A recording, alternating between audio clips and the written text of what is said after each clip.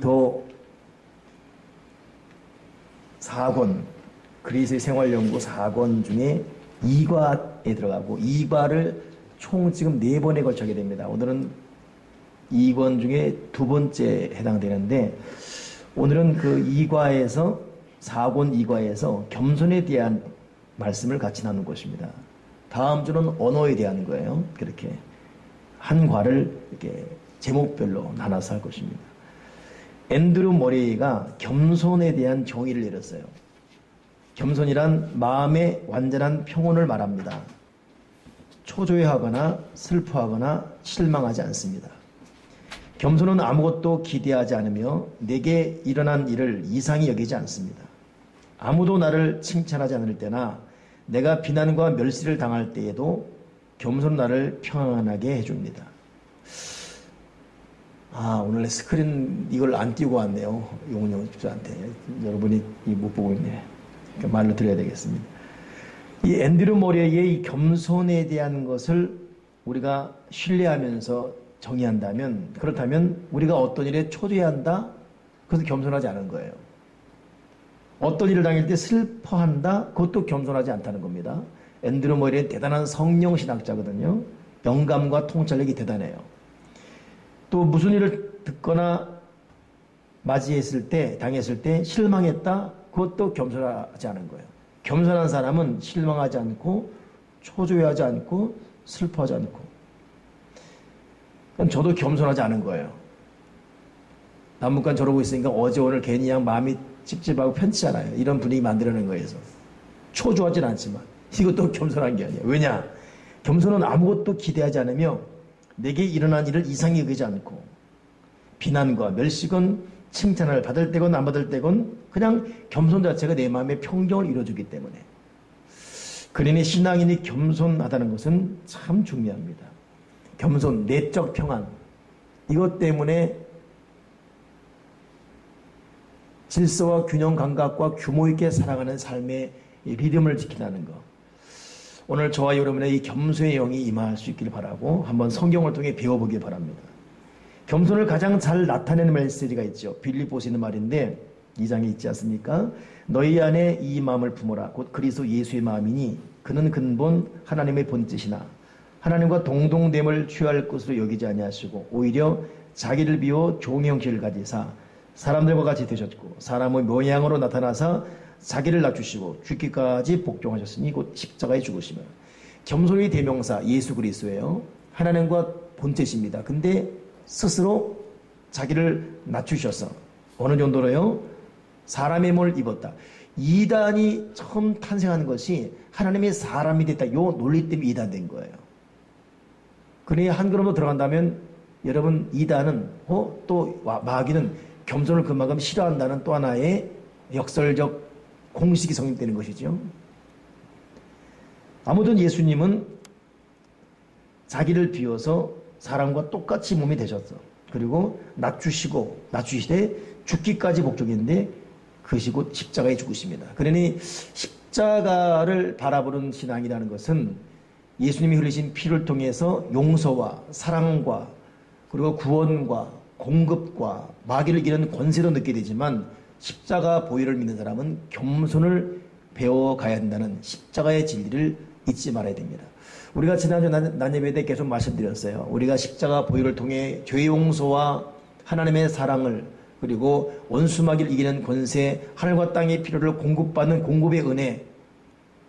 그러나 오늘 또 하나 더 나아가서 십자가 피를 믿는 사람들은 결국 겸손의 은혜 속에 또 겸손을 사모하는 그런 믿음이 되어야 될 줄 믿습니다.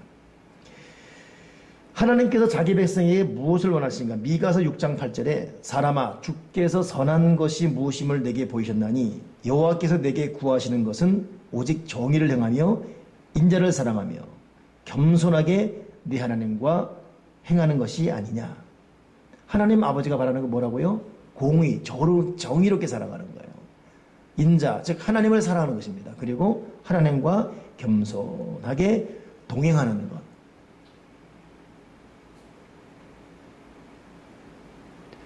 그러니 여러분, 이 말의 뉘앙스를 우리 마음으로 듣기 바랍니다. 머리로 듣지 말고 하나님과 겸손히 동행한다. 이 어감, 이 말의 어떤 그 분위기, 뉘앙스가 내 마음에 들려서 나는 요즘 하나님과 겸손히 동행하는 사람인가? 하나님과 겸손히 동행하지 않으면 자기 성질대로 살아가죠. 자기 스타일을 굽히지 않고 그냥 생각나는 대로 말해버리고 감정 컨트롤하지 않고. 그러나 하나님과 겸손히 동행하는 사람은 이제 조금 이따 구체적으로 나오겠지만은 생각이건 말이건 행동이건 행실이건 겸손하게 하나님 두려워하면서 하나님을 사랑하면서 모든 언행 심사에 조심합니다.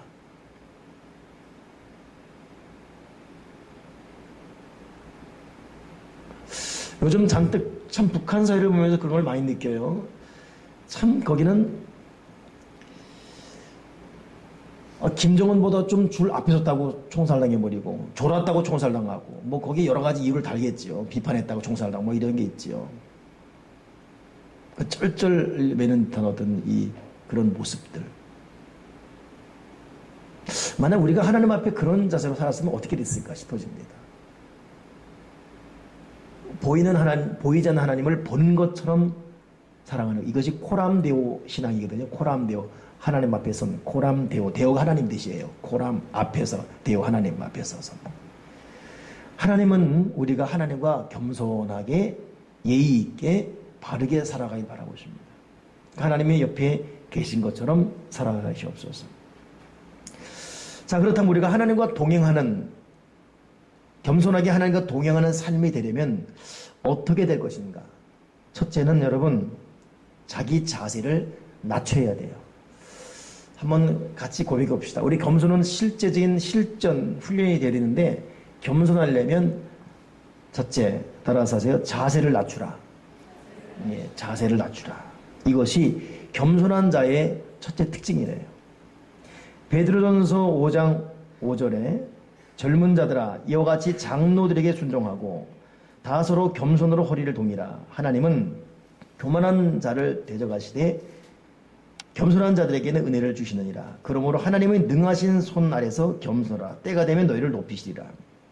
그러니까 순종하고 겸손으로 허리를 동이라. 이게 뭐냐면 태도, 자세를 말해요. 자세를. 그러니 우리가 마음만 겸손한 걸로 끝나잖아요. 우리 태도도 겸손한 마음처럼 태도도 온순하고 예의가 있고 좀 더 머리를 숙이는 겸한 자세, 표정도 예의가 있고 이런 것 여러분, 이 태도에 다 포함되잖아요. 표정도 또 말투도 인사성도 다 포함돼요. 이 자세를 낮추는 것이 중요해요. 오늘 2부 예배 때 제가 좀 약간 좀 어려운 마음으로 좀 올라왔어요. 1부 예배 끝나고 이제 설교를 또 다듬으면서 있는데 누가 노크를 해요. 네, 내가 내 모습 못 들어가 계속 드려요. 네, 계속 네. 근데 들어오는데 오늘 우리 교회 오시는 그 중국 선교사 그분이에요. 한 달 혹은 한 달 반이면 오십니다. 근데 좀 이해를 쉽게 돕자면 그분은 노예 내에서 좀 미운 털이 박힌 선교사님이에요. 선교사는 원래 한국에 있으면 안 됩니다. 근데 거의 한국에 있어요. 중국 선교한다고 하지만은 한국에 더 많이 있어요. 그래서 노예에서 가장 도움을 못 받는 선교사님이죠. 그러다 보니까 참 오면 또 어떻게 공수로 보냅니까? 봉투를 해서 보내야 되고. 저도 이렇게 가끔 한다고 오면 참 그래. 그렇다 그냥 보낼 수 없고 또 우리 남신도들한테 이렇게 식사 같이 하세요 이렇게 하고. 가장 긴장된 1부 끝나고 2부 12시간인데 또 들어오는데 순간 짜증이 확 나는 거예요. 이건 웃었어요. 딱 이 표정이었어요. 이건 웃고 이건 성질나고. 그러니까 그분도 제 표정을 잃는 거지요. 중국에서 갖고 왔다고 무슨 뿌리를 갖고 오셨더라고. 삶아 드시라고. 네, 감사합니다. 그리고 이제 이러면 안 되는데 또 어른이니까 이러면 안 되는데 어쨌든 이러면 안 되는데 나도 모르게 그냥 계속 이게 참 오래됐거든요. 오래된 어떤 우리 교회 이런 많이 봤잖아, 그죠? 예. 딱 앉는데 그분이 앉아있는 모습이 보이네요. 다 찬양인도 시간에 이제 여기 한메달 있다가 찬양하는데 우시는 거예요. 이렇게 그러면 우시는 거예요. 돕는 사람도 없어요. 한 달 60만 원, 약 70만 원 갖고 삽니다. 내가 좀 이해하기 편하게 말하느라고 그런 거예요. 흔히 말하는 미우덜박기니까 누가 도와주지 않아요. 한 번은 후배 목사가 정 그러면 중국 선교사 한번 중국에 계십시오. 근데 또 중국은 또 여러분 오픈되면 잡혀가요.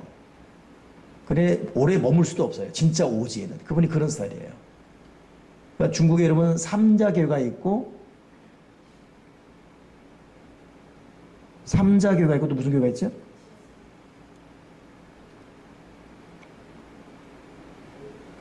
까먹었네. 뭐지? 삼자교회는 진짜교회 가짜교회예요? 가짜교회죠? 오. 삼자교회 각자 중국 공산당이 공인한 교회고 그 무슨 교회라 그러나? 이런 교회는 잡혀가요. 그러니까 거기는 오래 머물 수가 없어요. 근데 그걸 이해하지만 너무 자주 오니까 이제 오해가 되고 막 이제 그런. 근데 우시는 거예요. 울기도 마음이 얼마나 아픈지. 하필 내 오늘 설교가 교회가 가족 공동체가 되어서 누가 오든지 위로받고 그 설교를 못 하겠는 거예요. 순간 한 5분 동안 갈등이 됐는데 얼마나 마음이 착잡하든지 나도 그냥 앉아서 기도 하나님하고 그리고 저도 점심시간 딱 되면 제가 이제 목사는 점심 전에 다운됩니다. 몸과 마음이 신경을 가장 피크로했다가 딱 다운. 한 15분 앉아있다가 안 되겠어요. 나가야 되겠더라고. 빨리 그분하고 같이 식사하고 있어야지. 근데 이제 우리 단임 단분이 딱 책임지고 있으니까 또 고맙더라고. 같이 해서 식사하고 그럼 가면 다음에 또 얘기하고. 나이가 들다 보니까 이분이 또 끝나고 또 얘기하죠. 나보러 목욕을 가지는 거예요. 또 할 얘기도 없는데 난 또 이제 모임이 있으니까 안 된다고 이제 달래서 보냈지. 여러분 어떻게 살아가십니까? 편찮은 사람, 좀 짜증나는 사람. 여러분 신앙인에게는 어떤 것도 이유 없습니다. 웃어야 되고 환영해야 되고 반겨야 되고. 내가 그러고 보니까 오늘 좀 짜증나는 일이 이런 게 있었네요. 내가 오늘 그 옷 입고 올랐는데 내 옷 파란 옷 누가 가져갔다 그랬죠. 아시면 아시죠. 어느 목사님이 가져갔다 그랬죠. 근데 그 교회에서는 또 양주 기독교 연합회 주차복을 또 그 교회만 가져가서 안 갖고 왔어요. 또 안 되겠더라고. 옷 보내시오 그랬어요. 답이 왔어요. 그래요. 그리고 보내왔어요. 그것도 편치가 않고. 참 내 옷들이 갖고 와서 한 달 동안 안 갖고. 연합회에서 돈 모아서 겨우 주차복 만들었는데 내가 거기 이제 축사 갔더니 거기만 그거 입고 있는 거예요. 다 반납했는데. 이건 아닌 것 같아. 옷 보내시오. 그래요. 물론 옷 보내시오는 혹시 오게 될까봐 문자는 항상 오해가 될 수 있어요. 그렇기 때문에 그 앞에다가 my friend 빨리 옷 보내시오. 오케이 이랬죠. 그러니까 제 문자상으로는 이제 오해하지 않았을 것입니다. 근데 그분이 그래요로 끝나서는 아니거든요. 근데 그래요로 끝났으니까 또 마음이 내가 소심한지. 참 그러니 이 어떤 태도로 살아가야 되는지가 참 고민입니다. 남에게 불편함과 부담을 주지 말아야 되겠고 여러분 관계가 깨지면 안 돼요. 관계가 어색해지면 안 됩니다. 주변에 사람이 없어져요. 근데 여러분 때로는 무시당하는 것 같아도 겸손하게 살면 결정적일 때 보세요. 주변에 사람들이 많습니다. 그러니까 똑똑하게 살다가 사람 얻는 것보다는 좀 미련 곰탱이처럼 살더라도 사람들이 주변에 있는 게 나아요. 그 온유한 사람이 땅을 차지한다고 그랬지 않습니까? 오늘 한번 저와 여러분 나는 사람 앞에 자세를 낮추고 있는지를 한번 돌아보면 참 좋겠습니다. 두 번째 겸손하려면 로마서 12장 3절에 내게 주신 은혜로 말미암아 너희 각 사람에게 말하노니 마땅히 생각할 그 이상의 생각을 품지 말고 오직 하나님께서 각 사람에게 나눠주신 믿음의 분량대로 지혜롭게 생각하라. 겸손하려면 두 번째는 생각도 겸손해야 돼요. 여러분 생각이 교만할 수 있어요.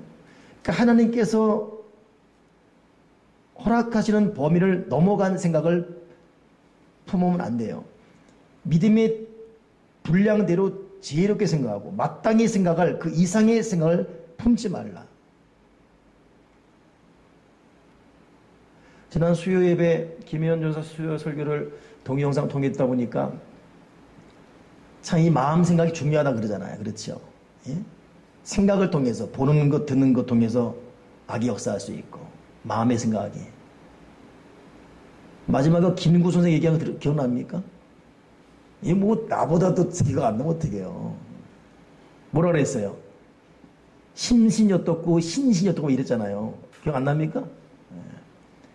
설교한 저 사람도 까먹었을 거예요.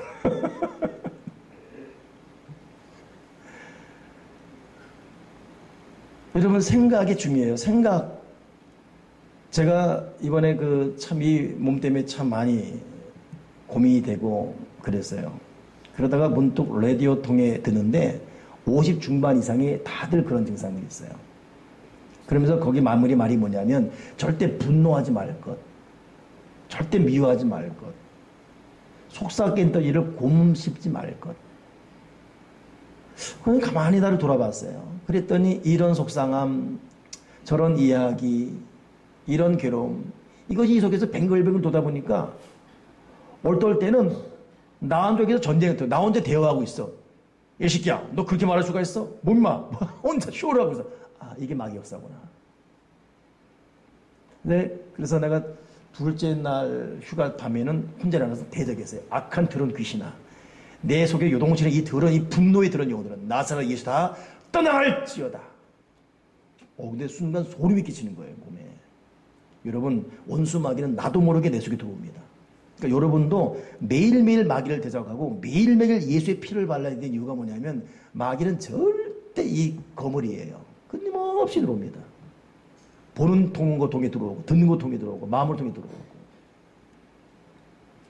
그러니 겸손한 사람, 여러분 생각을 잘 관리 다스리길 바랍니다. 그 하나님께서 기뻐하지 않는 생각을 탁 털어버려야 돼요. 빨리 다른 생각을 해야 되고 그 생각이 더 깊이 들어가면 안 됩니다. 생각을 통해 마귀의 역사이기 때문입니다. 오늘 하나님 분명히 말해서 그 이상의 생각을 품지 말아라. 믿음의 분량대로 지혜롭게 생각해라. 근데 참 희한하죠. 제가 그 화요일 날 악한 영을 대적하고 참 오래 대적했어요.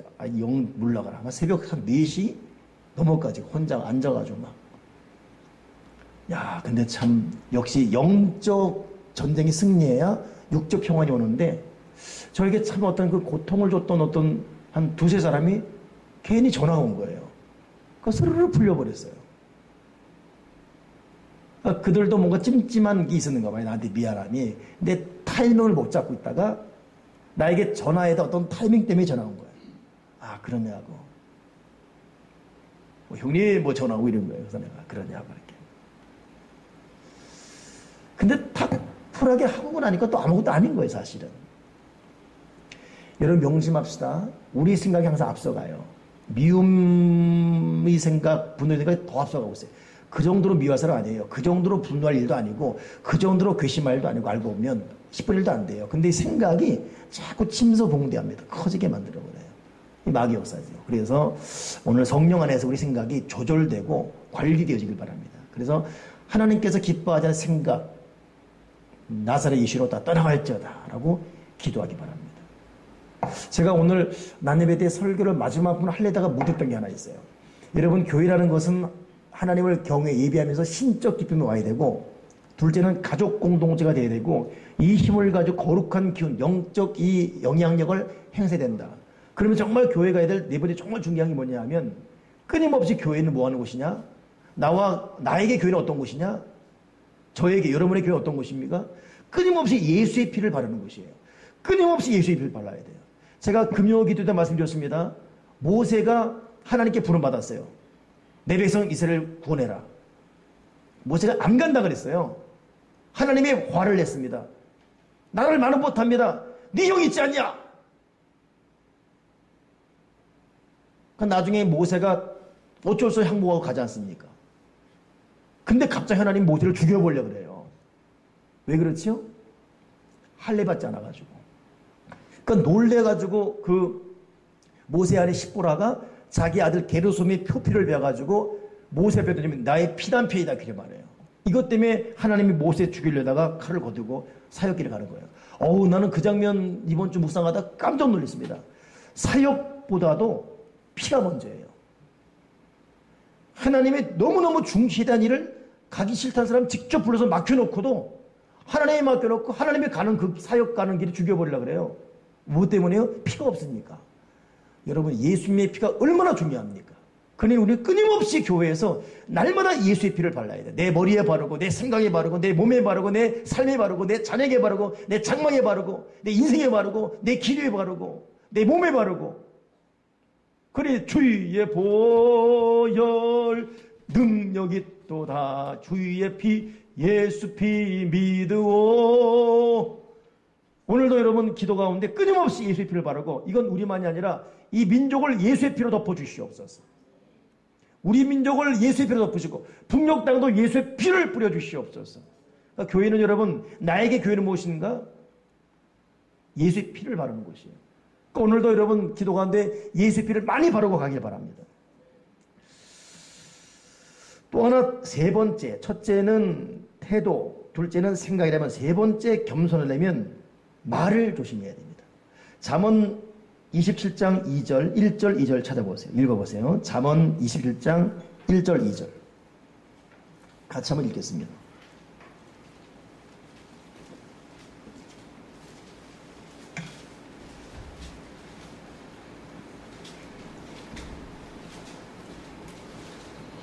자, 읽으세요. 시작.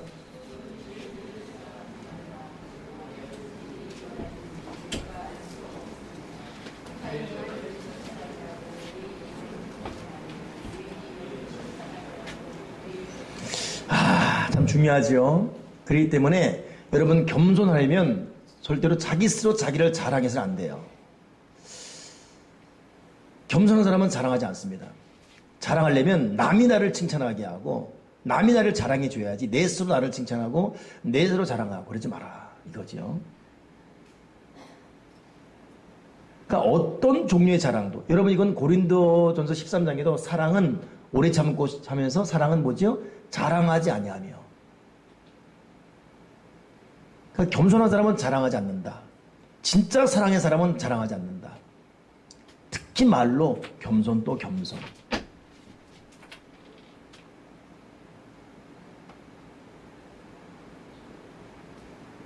어떤 종류의 자랑 하지 말게 해주시옵소서. 자랑하면 그거 다 깨져버려요. 도망가버리고 또 욕을 당하게 되고, 그 입에 재갈 먹이면 때가 되면 남이 나를 알아주고 칭찬하게 되지요.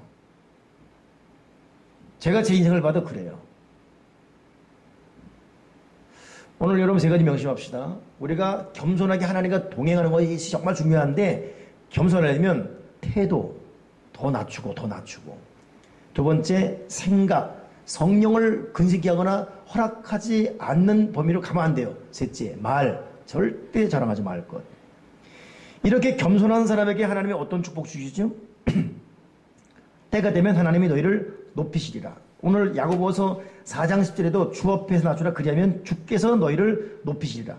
하나님이 높여주십니다. 겸손하면, 말이나 생각이나 태도에서 겸손하면 하나님 아버지가 높여줄 때가 있어요. 하나님이 높이는 인생은 누구도 낮출 수가 없어요. 스스로 높아진 것은 언제건 깨지게 돼요. 100% 깨집니다. 하나님이 높여주면 낮아질 수가 없어요. 두 번째 축복은 뭐냐면 사람 앞에서 높아져요. 잠언 29장 23절에 사람이 교만하면 낮아지게 되어 있고 마음이 겸손하면 영예를 얻으리라. 사람이 인정해 주지요. 알아주게 되어 있죠. 겸손한 사람은. 그러니 사람이 살면서 혈기 많고 자랑하고 똑똑한 척하고 날카롭고 막 이러면 절대 인정을 못 받습니다. 근데 사람이 참 온유하고 겸손하고 참 순수하고 그러면 사람이 인정해요. 뭐니 뭐니 여러분, 사람이 인정하는 사람이 참 복된 것입니다. 주께서 너희를 높이시라, 영예를 얻으리라. 이것이 겸손의 축복입니다. 근데 반대로 교만하면 어떻게 됩니까? 잠언 11장 2절에 교만이 오면 욕도 오거니와. 겸손한 자에겐 지혜가 있느니라. 교만이 하면 욕이 와요. 잠언 16장 5절에도 물은 마음이 교만한 자를 여호와께서 미워하시나니, 하나님 미워하십니다.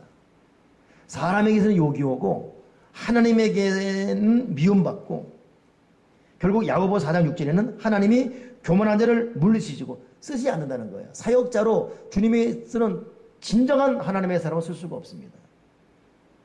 교만한 자에게 오는 고통스러운 경고 뭐예요? 첫째, 교만하면 욕이 오고, 두 번째, 하나님을 미워하시고, 세 번째, 하나님의 그를 물리쳐서 쓰지 않습니다. 주님, 생각이나 태도나 마음이 겸손하게 주시옵소서.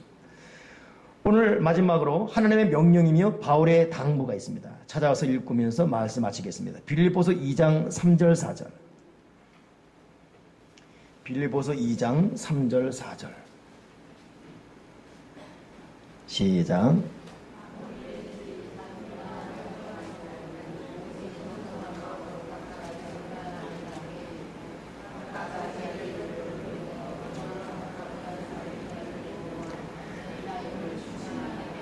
자, 사도 바울이 로마 감옥에서 하나님께 받은 지혜의 영 말씀이고 이것을 빌립보 교인들에 당부했는데 뭡니까?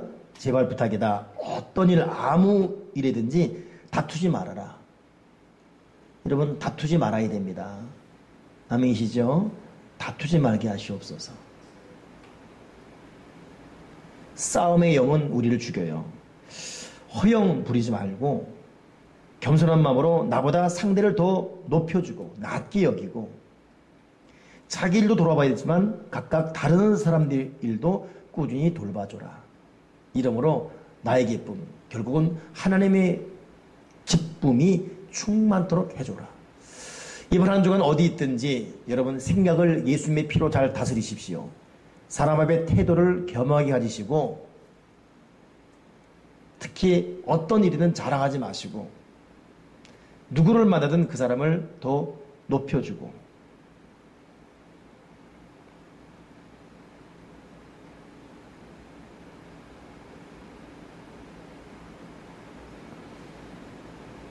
다른 사람들을 돌봐주고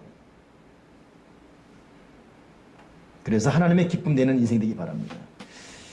케이스 브룩스라는 사람이 이런 말을 했어요. 겸손이란 자신을 단순히 낮게 생각하는 것이 아닙니다. 자신을 전혀 생각지 않고 그리스도만을 더욱더 생각하는 것입니다.